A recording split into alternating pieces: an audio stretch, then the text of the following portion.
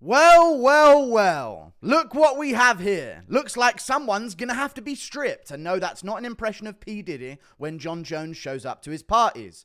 Jon Jones charged with 2 misdemeanors in case involving a drug testing agent. It's come up, the situation with the drug testing agent where she was at the house and she said that he got violent with her and threatened her and took her phone from her and things like that. Apparently now he's been charged. He's going to face trial for these. So we still don't know if it happened. I don't want to make a video acting like, it was true all along, because that's not the case. However, we now know that Jon Jones is battling a court case, and that court case is very serious. If convicted, he could face less than a year of jail time and be fined up to $500, all of these misdemeanors and stuff, but he could face jail time. And this is going to be something that's potentially going to get in the way of him fighting Stipe Miocic in November at MSG. And it brings up the question, do we risk having this in the air? There's other stuff I want to get to in today's video as well, by the way. I want to talk about the fact that Gane Volkov 2's been announced. I want to talk about Dan Hooker versus Gamrot. I want to talk about Brendan Allen versus Nasruddin Imavov. I want to talk about all of these matchups that have apparently been announced or are the plan for the UFC for the rest of the year. But first of all, we got to talk about Jon Jones. So we've got Blades versus Aspinall in a few weeks. In a week and a half, we've got Blades versus Aspinall, where the interim champion of the division is defending his interim title because the undisputed champion of the division doesn't want to fight him whatsoever. I'm done having the argument over who would win, Aspinall or Jones, because ask Jon. He thinks it's Aspinall based on all of his behavior that we've seen over the past couple of weeks. But now we've got this new level of uncertainty on whether or not he's going to be showing up for the Miocic fight. So are the UFC, and this is where we really find out about the UFC's favoritism. I don't know why I said UFC so dumb. I said like a deaf person there for a second. This is where we're going to find out just how favoritized by the UFC Jon Jones is. I can already hear Dana White coming out with a statement. Nobody faces charges like Jon Jones. Ever. You put Jon Jones in a room with Epstein, he'll come out with more charges. You know what I mean? Nobody else. I can just see Dana snapping at a reporter. What do you think about the charges of Jon Jones? Nobody's had more charges than him. It's kind of insane. It's kind of insane. Another set of charges for Jon Jones. He's been charged with assault and interference with communications. That was because he took her phone, which apparently Jones admitted to doing, by the way, which is now tough. Because remember, when Jones made his statement, he said, I accidentally took it thinking it was mine. And he's kind of dry snitched on himself there in a way. It's like, I didn't rob that guy's house, but I did pry that window open. You know what I mean? It's kind of going to get you in trouble for the stuff down the line. So this is a bit risky for Jon Jones. Do I think that he really tyrannically and evilly threatened this woman and took her phone and bullied her in his own house? No. Do I think he is gay and probably drunk at the moment that they did this test, which is true? I think he said that he was having a couple of drinks. So that angry gay is going to come out of him against women. You know how he is whenever he's in the presence of one. And that could have been, technically aggressive and technically he interrupted communications and stuff like that, when in reality he was probably just having a closeted gay hissy fit while drunk in his own home and throwing a tantrum about this woman being there. And in the process, he sort of got a little bit aggressive and snatched her phone and then gave it back. You never know. But technically, he might be in trouble for some charges here. So it does bring up the question. Is Jon Jones going to be fighting Stipe Miocic in November? And do you risk having this represent your heavyweight world championship? You're going to have Aspinall versus Blades. You could easily see this information, UFC, and go, let's not risk it. We don't know whether or not he's going to face these charges, and that could get in the way of the Miocic fight. So let's just make Aspinall versus Blades undisputed. They're not going to do that, though. And that's annoying to me. So hopefully we do get the Jones-Miocic fight in November, regardless of all of these charges that he's now going to have to face, and we're going to have to gamble whether or not he's even going to be available to fight. So let's just fucking disrespect the fucking undisputed heavyweight title on a gamble whether or not the champ might show up once in 2 years. while the interim champion defends his fucking belt. You know what I can see as well? I can see the winner of Gane Volkov fighting Aspinall for the interim belt while this fucking roid cheat, woman beater, closeted gay, just sits on the sidelines still. So we'll see how it goes. If I'm Tom Aspinall, get past Blades, brother. Praise to God, I hope he gets past Blades. That would be a catastrophe. And then defend against Pereira on the same card as Jon Jones, just to really put on that pressure. So yeah, we'll see what happens. Jon Jones in more trouble. Strip him. You know what I'm saying? No Jones. Strip him, no Jones. Take the belt, make Aspinall Blades undisputed, make it the main event of the Manchester card over Edwards versus Mohammed 2. And let's get it going. We move on though. Oh wait, there's this clip of DC and I just like playing it because it's just wonderful. You know what I'm saying? Sobering truth is his history dictates and determines that the same thing is going to happen. That is his character. That is him at his core. I look at that young lady, the PR lady that's on his team now, and I see in her eyes, she knows she's fighting a losing battle. I look at his coaches. I see that these guys know that this kid will not change. He will not change. He's the same guy. This is some Dominic Cruz level trash talk right here. You're not real, man. Your parents know you're not real. And that's what happened when you went home and your dad used to beat on your mom, right? Used to feel like the little guy in the household, right? Now you go out into the big wide world. You think you're the big man, huh? And all stems from your insecure childhood and your dad putting hands on your mom. Didn't think I knew about that, huh? This is some real Dominic Cruz. I know everything about your entire lifestyle and life and family. Kind of trash talk right here. He's rotten at his core, and he will continue to up. Don't you think that people can learn from their mistakes? There goes Joe defending him from the beginning. Mistakes. You don't constantly make mistakes. No? You make mistakes, but you don't do them over and over and over and over. No. Says who? He's arrogantly defending. Says who? Who says I can't beat up on women multiple times? It's not funny. It's not funny, but it kind of says who? Says he cheats. It's not like he's like stumbling. Oh, I tripped into an old woman and she got hurt. He's like beating up his wife and getting aggressive with women and taking PEDs. And he's like, says who? Who says I can't do that? Okay. Fair play, man. Fair play. You don't do that. If you know when you make a mistake, it changes you. You try to make yourself better. This is where the prison gay comes out of Jon Jones. Not necessarily. And this is, many times we've heard this speech. John, this isn't the first time you've told us this. No, absolutely. You know what? This isn't the first time you've told us that. So how am I supposed to believe this guy? I don't need to, actually. I actually give two if Jon Jones is in jail. I can give two. I just don't want anything life-threatening to happen to him. But anything else, I don't give a damn if Jon Jones is. I don't care. Sorry, DC, for not doubling down. He should have said he wished him dead. Either way, just wanted to replay that clip. We get on to some other topics, though, that are a little bit more lighthearted. Gane versus Volkov 2. I've got Volkov. This is set for UFC 308, October 26th in Abu Dhabi. Now, that is very important information because October 26th in Abu Dhabi. That means Arman Tsarukyan can fight in Abu Dhabi, and that's why Ariel came out with this layout of fights that the UFC is going to get going. So, interesting stuff. Gane versus Volkov 2.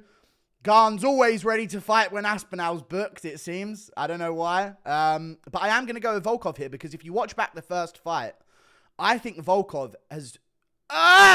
just covering up a fart.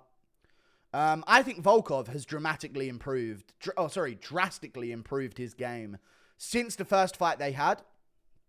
In terms of his power, the way that he sits down on shots, the way that he plays on the outside. I just think he's a lot more confident in his game, and I think he's Swolkov now. He's been bulking over the past however many years it's been, slowly building himself into like a limit-tested heavyweight, pretty much like he's mass-maxing. He's density maxing at heavyweight.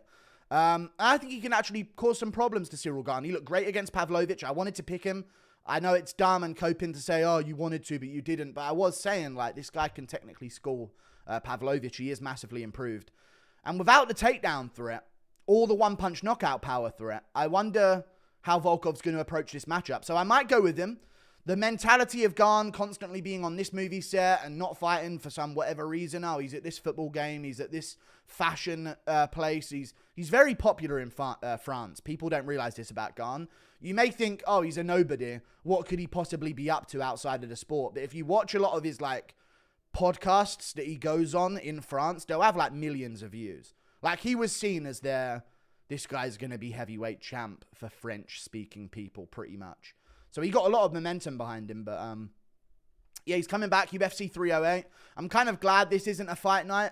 I think levels, like fights of a level like this should be on a pay-per-view. If you're going to be charging people $80 for it, this is going to cover $10 of it. You know what I'm saying? Like, this is a sick fight. $10 of the $80 pay-per-view. And I guess with Arman Tsarukyan versus Islam Makhachev 2 potentially on that UFC 308 card, you don't really need much else. So we'll see. Maybe they get Chimaev on there. I know that's Dana White's plan. Maybe they go with Chimaev versus Costa. You've already got a card coming together right there. We've also got Dan Hooker versus Mateusz Gamrot. Probably the worst luck of the draw for Dan Hooker. This is a terrible matchup for him. I will be going with Mateusz Gamrot. I just do not trust the wrestling and scrambling ability of Dan Hooker in his old age, especially considering that he's been going through broken arms and a lot of injuries recently in his fights. You know, he tried to rush back after the Jalen Turner fight, broke his arm again, and now this is his second time trying to come back after that arm break. We also had his ACL being torn up and his ligaments in his leg being destroyed against Claudio Puelles. He was out for a while about that.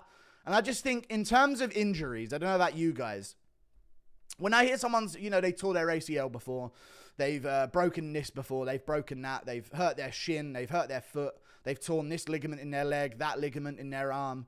I don't think, oh, how's this guy going to deal with a stand-up scrap? I think, how's this guy going to deal with a chain wrestler?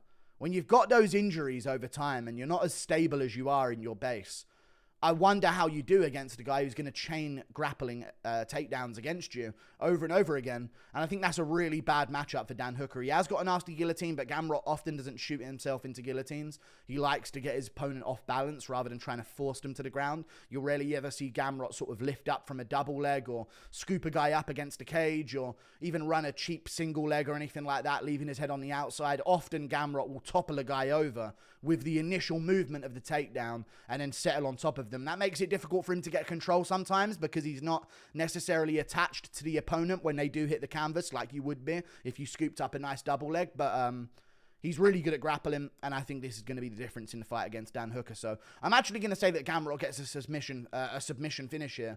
And I'm going to say he gets the Kimura that Makhachev got. I think there's a way to success there. Gamrot does have a really nasty Kimura, and that would be my bet for this fight. But that's a really good fight for UFC 305. We needed some help on that card, and we got some help on that card because, no offense, outside of the main event, Urseg Kara France just ain't quite hitting to save the rest of the card for, again, $80. You've got to put on some better value for that, and this is a step in the right direction.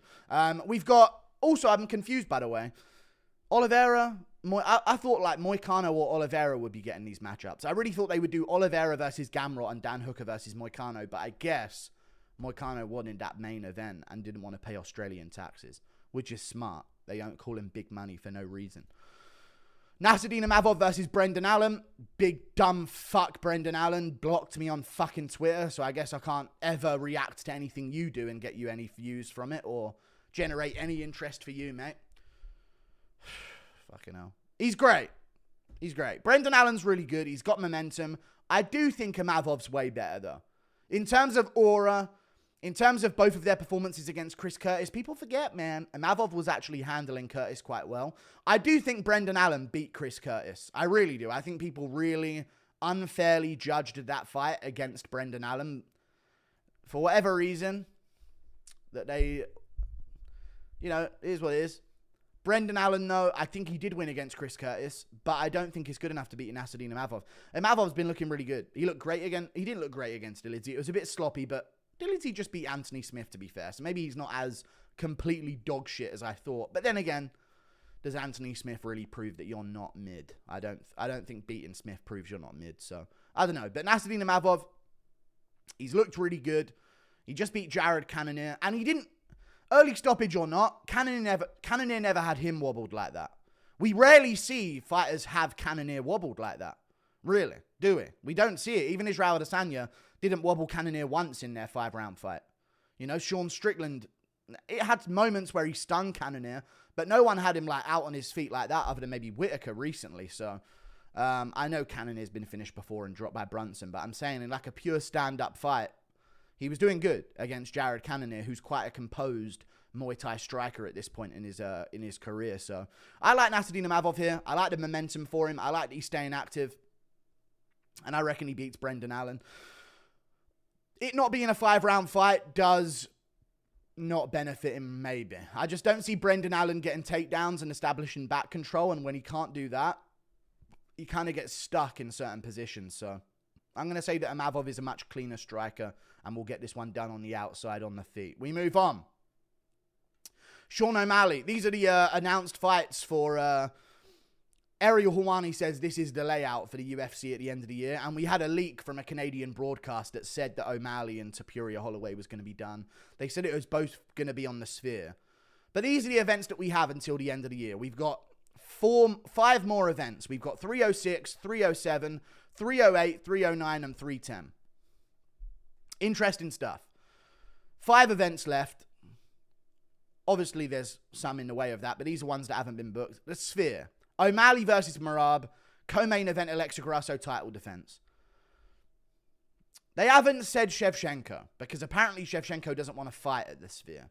So they might just go with... Oh, Rose. Oh, no. Please just do the trilogy with Shevchenko. Oh, no, Fiorot. Fiorot might have it. You never know. This 306 card is also going to be around the time of the Paris card as well, so it'd be quite good to have Fiorot fighting for a belt there.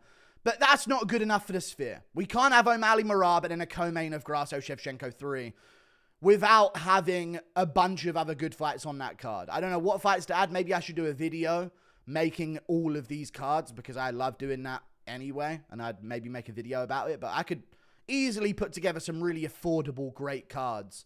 I just think the Sphere needs to pop. This can be weak. Topuria Holloway can be weak. As long as it has fun matchups, as long as you've got like a Nate Landwehr fight on the main card, you can get away with some weak cards as long as everyone knows the fights are going to be good. Diego Lopez is quite cheap, but everyone knows that he's going to have a good scrap. So you can put him on there, you know what I mean? Even Gene Silver's got a lot of hype. He's cheap. Put him against a really good matchup where you know it's going to be fireworks, and then you can have a really good reaction from people from that. So I'm thinking 307, cheap. 308, Chimaev, Makhachev heavy, and then Gane Volkov, and we can be cheap with the rest of the card. Jones Miocic, I think they're going to make it strong. The last Jones event, I think this is where they're going to put a lot of the prospects on. I think this is where we might see a return of Peyton Tabott and people like that. And then McGregor Chandler. All it needs is a co-main of Ian Gary, Colby Covington. And again, the rest of the card can be quite cheap. But I would put together some pretty good cards for these if you guys want me to. Let me know. Like and subscribe. Thank you for watching. Toodle Pip. Well, dude. Jon Jones. Take that belt off of him. No Jones. Strip him. No Jones. And give the belt to Tom Aspinall, please. Jesus Christ. And make it undisputed between him and Blades. That'd actually, like, really heavily promote the UFC 304 card. They could have Jones fight for the belt when he comes back guaranteed. It's just like, what are we doing now, dude? How much are we going to ruin the heavyweight division of the UFC for the sake of Jones, who's just a closeted gay, drunk, PD abusing, wife beating retard? Like, at what point do we stop walking as slow as the slowest member, you know, and start shedding off some of the cancer of the UFC? And that's what Jones is. Like and subscribe. Thank you for watching. See you later. Goodbye.